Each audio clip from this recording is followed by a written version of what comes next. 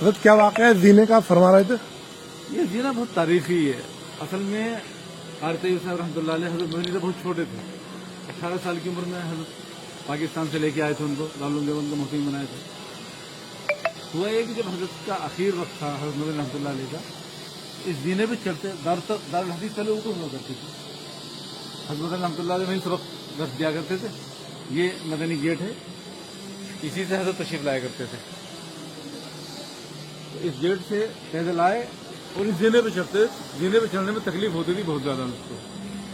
تو قاری طیب صاحب رحمۃ اللہ علیہ نے کہا کہ حضرت آپ کو بہت زیادہ تکلیف ہوتی ہے, ہم چاہتے ہیں کہ آپ نیچے جو پہلے دارالتفسیر تھی اس میں سبق پڑھا دیا کریں.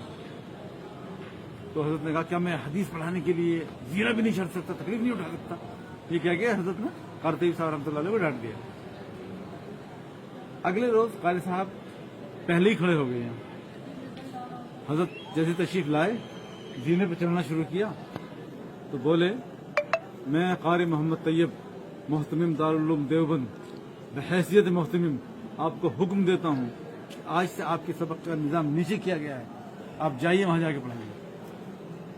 تو حضرت کا پیر جہاں تھا وہیں رک گیا, نیچے اترے, چپ چاپ جا کے سبق پڑھائے. پھر شام میں جب مجلس میں گئے حضرت قاری صاحب تو پھر حضرت سے معافی مانگی کہ حضرت اور کوئی راستہ نہیں صاحب کو روکنے کا, آپ کی پیرانہ چالی اور اس طرح سے آپ تکلیف پہنچ اٹھا رہے تھے, مجھے اور کوئی راستہ نہیں تو مجھے معاف کر دیں. یہ تھا ہمارے بزرگوں کا. سبحان اللہ, سبحان. دارالعلوم دیوبند